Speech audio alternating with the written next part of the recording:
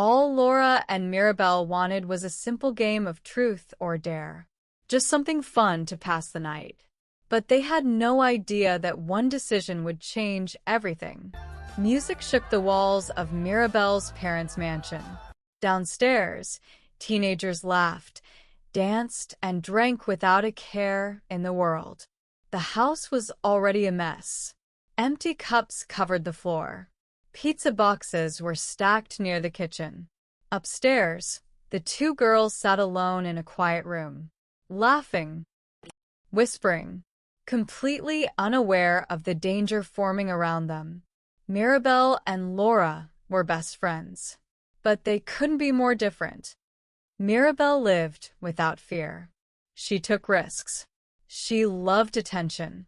With parents who barely paid attention to her, she had learned to live freely.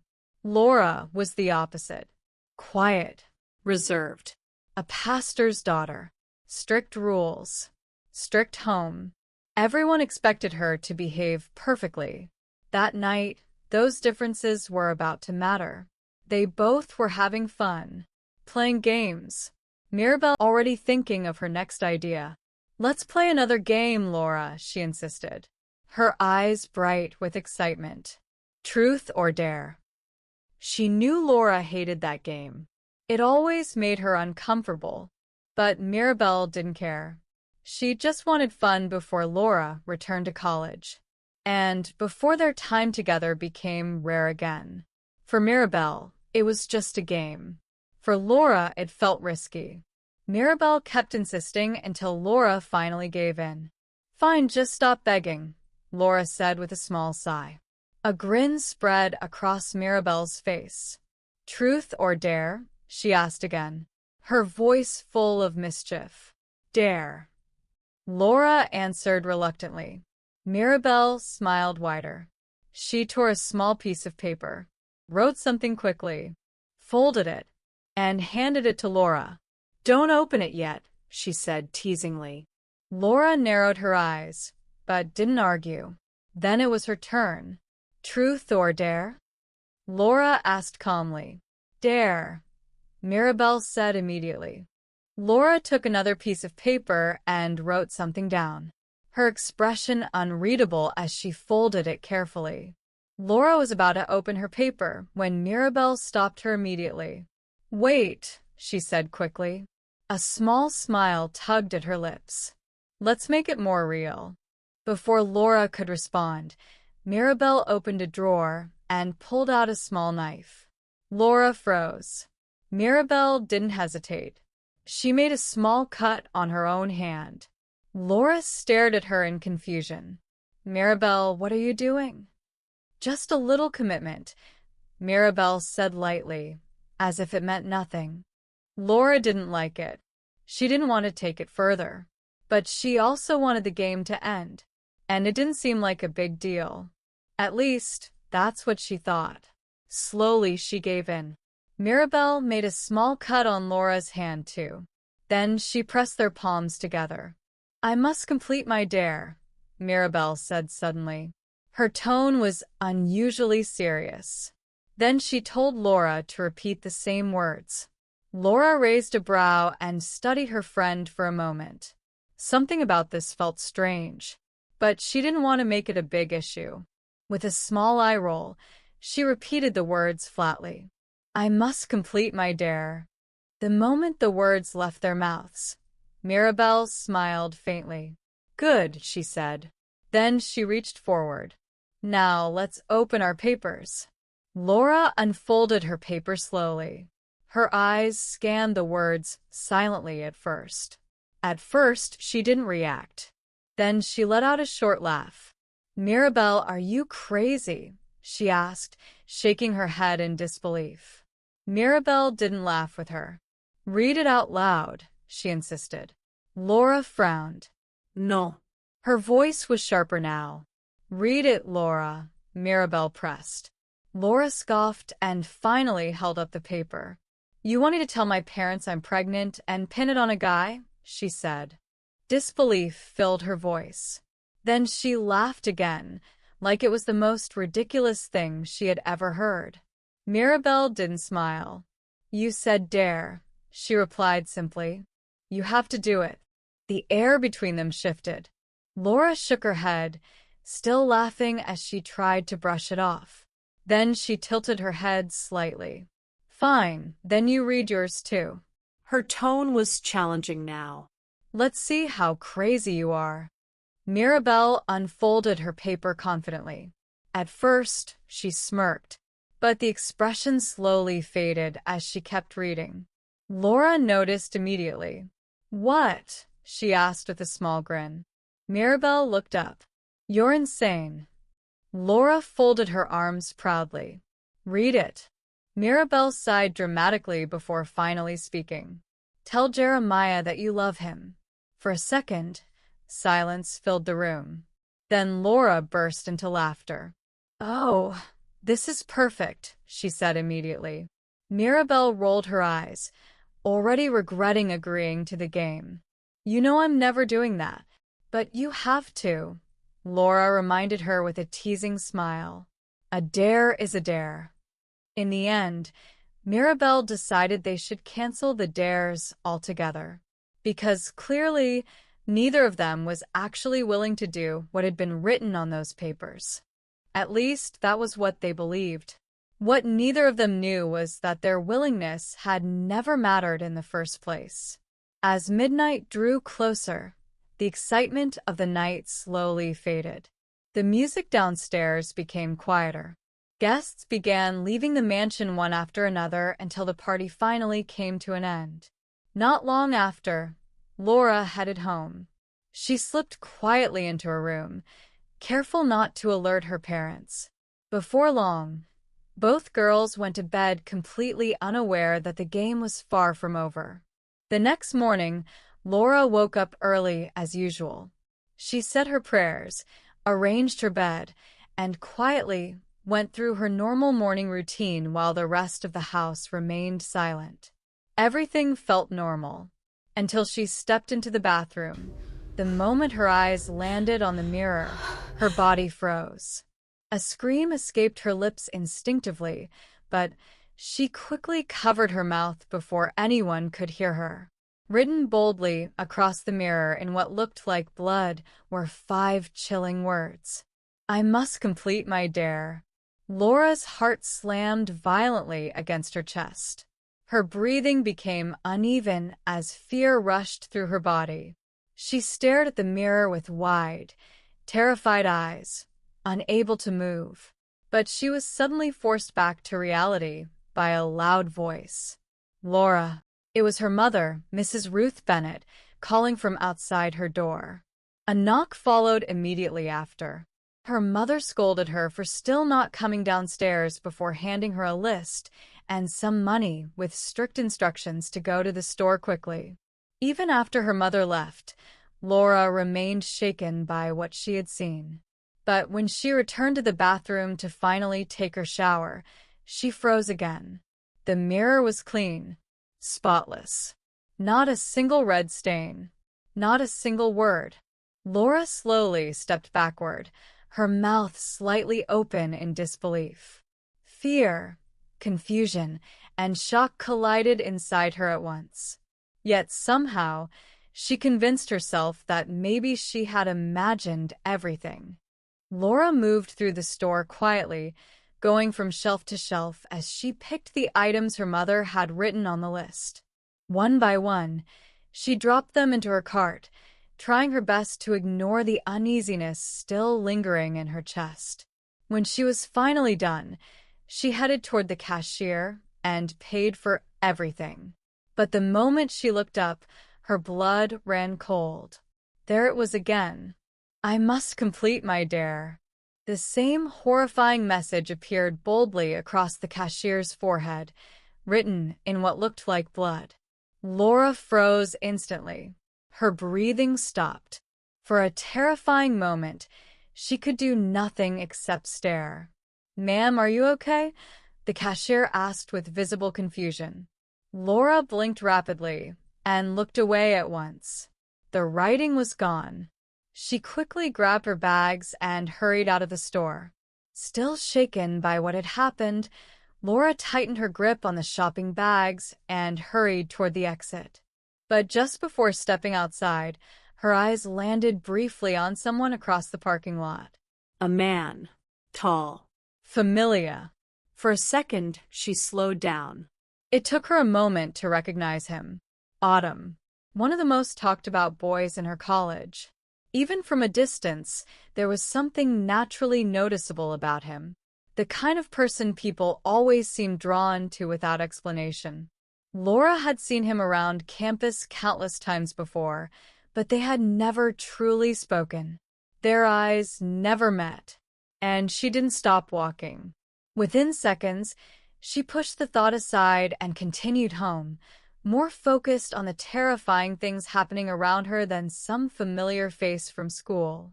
The moment she got home, she arranged the groceries where her mother wanted them before rushing upstairs to her room. Her hands still trembled slightly as she shut the door. Then immediately, she grabbed her phone and called Mirabel. The call connected after the second ring. "Lora?" Mirabel's voice sounded unusually tense. "Mirabel, something is wrong," Lora said quickly. "Something is seriously wrong." As she began explaining everything that had happened since morning, the mirror, the message, the cashier, silence slowly filled the other side of the call. Then Mirabel finally spoke. Her voice was low. "Lora." A pause followed. "The same things have been happening to me too." Mirabel tried her best to calm Lora down even though she herself was terrified.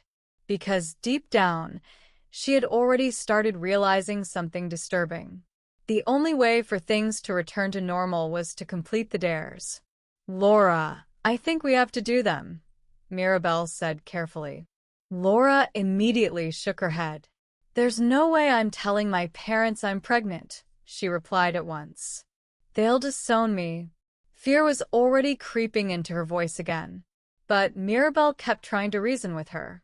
"Just tell them, Lora," she said calmly. "It's not like you're actually pregnant. It'll just be a prank." Lora went silent for a moment. Then slowly she started thinking about it. Mirabel was right. She was still a virgin. There was no possible way she could actually be pregnant. At worst, her parents would get angry for a while. Then later, she could confess that it was all fake. Everything would go back to normal. At least, that was what she believed.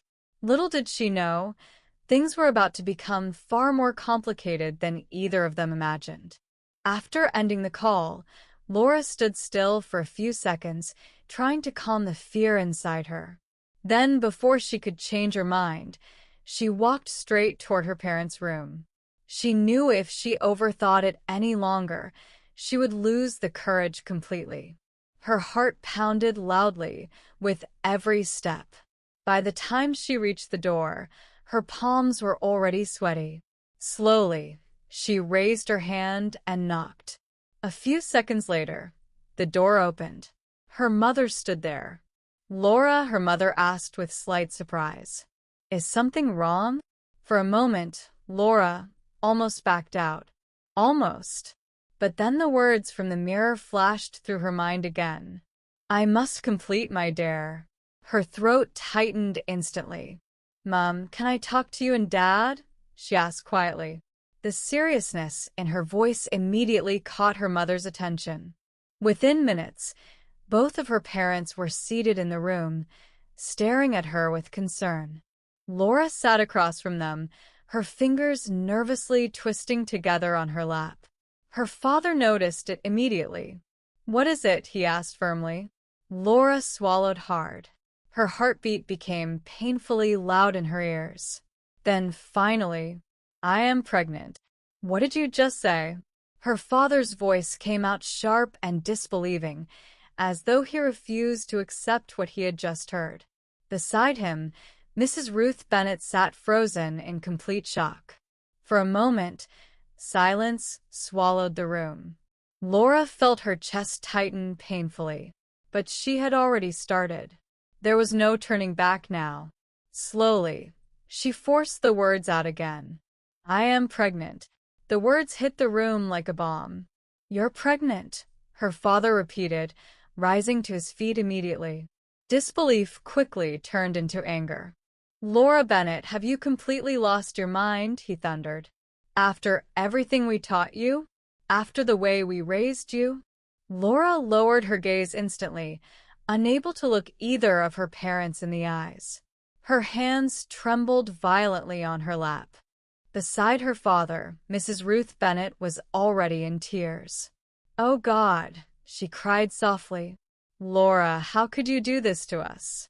Shame burned through Lora's chest. She wanted to speak. Wanted to explain, but fear had completely trapped her voice.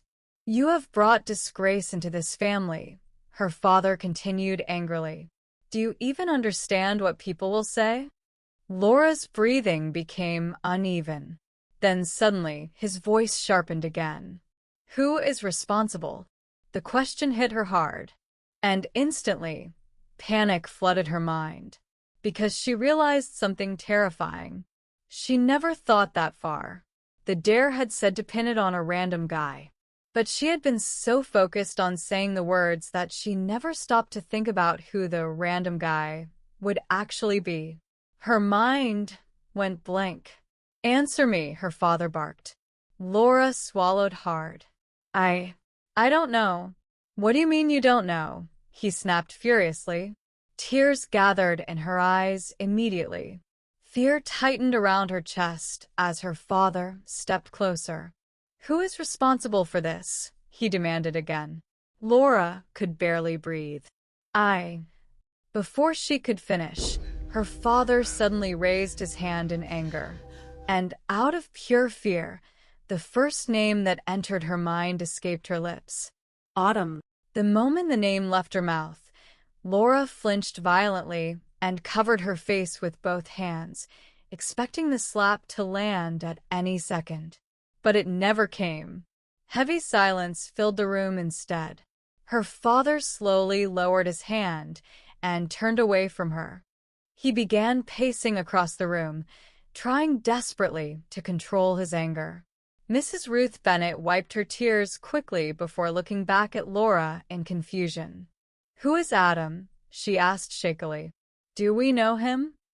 Lora slowly lowered her hands, her entire body trembling. "He is a student in my college," she answered weakly. "People know him there." Her father stopped pacing immediately. "And that is the boy responsible for this?" he asked coldly. Lora hesitated for a split second. Then slowly she nodded. Another painful silence followed. Finally, her father spoke again. "Ruth." His voice was calmer now, but somehow even more frightening. "Take her for a pregnancy test immediately." Lora's eyes widened in shock. Her mother stared at him. "Right now?" "Yes." "Right now." Fear crashed into Lora instantly, because suddenly the situation no longer felt like a harmless prank. Within less than an hour, Lora and her mother were already at the hospital. The entire drive there felt unreal. Lora sat quietly beside her mother, her mind drowning in panic while silence filled the car. Over and over again, she tried convincing herself everything would be fine. Because she knew the truth. She was still a virgin. There was no possible way she could actually be pregnant. But when the results finally came back, everything changed. The test was positive. Lora felt completely numb. Confusion and fear crashed into her at once as she stared at the result in disbelief. Nothing made sense anymore. Before the test, she had planned to eventually confess the truth to her parents and admit that everything had only been a prank. But now, she didn't even know what the truth was anymore. Her mother noticed the fear written all over her face and gently pulled her aside before they left the hospital. "For now, stay out of your father's sight," Mrs. Ruth Bennett warned softly. "He's extremely angry." Lora lowered her head quietly and nodded. That night, her father barely spoke to her. The only thing he looked at was the test result her mother handed to him. He also banned her from seeing or even speaking to Mirabel again, and also seized her phone. To him, Mirabel was the problem. A reckless girl from a careless home. A bad influence. He became fully convinced that her friendship with Mirabel was what led Lora into sin in the first place. And no matter how much Lora tried to defend her friend, his decision never changed. "You will not speak to that girl again," he warned firmly that night after they confirmed the pregnancy. "She is exactly the kind of company that destroys good children." And after a long, tense discussion between them, a decision was made. First thing the next morning, they would go to Lora's school. The decision was final. The night felt endless after that. Lora barely slept. She kept replaying everything in her mind over and over again, trying to make sense of how a simple game had turned into something so terrifying. And now her entire life was shifting because of it. Morning came too quickly. The atmosphere in the house was cold and silent. Without much discussion, Lora followed her parents out of the house. Pastor Michael Bennett walked ahead with firm steps, his expression unreadable. Mrs. Ruth Bennett stayed close to Lora, quiet and tense. The drive to her college felt longer than usual. When they arrived, Lora's stomach tightened instantly. She knew this place, but today it felt different. They didn't go to her class. They went straight to the head of department's office. The moment they entered, the HOD stood up in respect. "Good morning, Pastor Michael Bennett," he greeted politely. Her father nodded briefly, not wasting time on pleasantries. "Good morning." Lora stood quietly behind them, her hands trembling slightly. After a few formal exchanges, the atmosphere quickly shifted. Her father spoke directly. "We need to speak about one of your students." The HOD looked between them, sensing the seriousness in the room. "Of course," he replied calmly. "Who is the student?" A pause. Then Pastor Michael Bennett spoke again. "Lora Bennett." The HOD's expression changed slightly, but he maintained his composure. "I see. What is the issue?" Before more could be said, Pastor Michael added one more name. "And Adam." The room went quiet for a moment. Then the HOD slowly reached for the intercom. "Send Adam to my office immediately." The HOD listened carefully as Pastor Michael Bennett explained everything in detail. Lora stood behind them silently, her mind spinning as pieces of her life were being exposed in a room full of authority. The HOD's expression slowly changed from confusion to concern. Before he could respond further, a knock came at the door. "Come in," he said firmly. The door opened, and Adam walked in. The atmosphere in the room shifted instantly. He didn't rush. He didn't look confused. He simply stepped inside with calm confidence, closing the door behind him. Tall, composed, Quietly observant.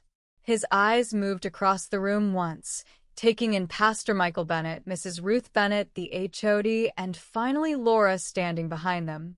A brief pause followed. Not of fear, but of awareness. "Good morning, sir," Adam greeted respectfully, his voice steady. The HOD gestured slightly toward him. "Adam, please sit." But even as he sat down, something in the room had already changed. Lora felt it immediately, like the air had become heavier without anyone saying a word. Adam paused for a moment. His eyes briefly shifted toward Lora, then back to the HOD. "No," he said calmly. "I don't know her." The room went still. A heavier silence followed. Before anyone could respond, Pastor Michael Bennett stepped forward slightly, his expression tightening. "Are you sure?" he asked firmly. Adam frowned slightly, confused by the question. He looked again, this time more carefully. He studied Lora for a few seconds, then slowly shook his head. "I'm sure," he replied. I've never seen her before in my life. The words landed hard in the room. Laura's breath caught immediately. Mrs. Ruth Bennett stiffened beside her. The HOD looked between them, clearly unsettled. Then Pastor Michael Bennett's voice dropped lower, sharper this time. Then explain this, he said coldly. How is she carrying your child? The words hung in the air like a sudden strike. For the first time since he walked in, Adam's composure cracked. His brows furrowed sharply. His eyes widened in disbelief. A clear shock flashed across his face before he could stop it. What? He muttered under his breath, almost more to himself than anyone else. He slowly turned toward Lora, studying her again, this time with real confusion. What is the meaning of this? He asked, his voice tighter now. I don't even know her. The room immediately grew tense again. The HOD raised a hand slightly, trying to regain control of the situation. Lora, he said firmly, turning to her. Are you certain about what you are saying? Laura's throat tightened, but she nodded slowly. Yes, she answered, her voice shaky but firm. Pastor Michael Bennett stepped forward again, his expression cold and controlled. But his anger was beginning to show. She is my daughter, he said firmly. And she is not a liar.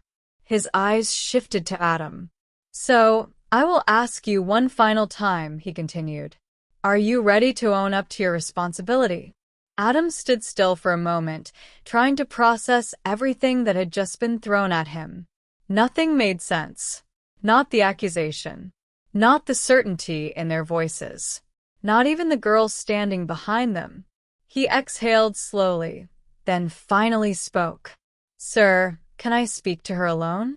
The room went quiet again. The HOD glanced at Pastor Michael Bennett, waiting for approval. Then he nodded. Fine, but outside the office. You have a few minutes. Adam gave a small nod. Without another word, he stood up. Lora hesitated for a second before following. Together, they stepped out of the office. The door closed behind them, and for the first time since the entire situation began, it was just the two of them.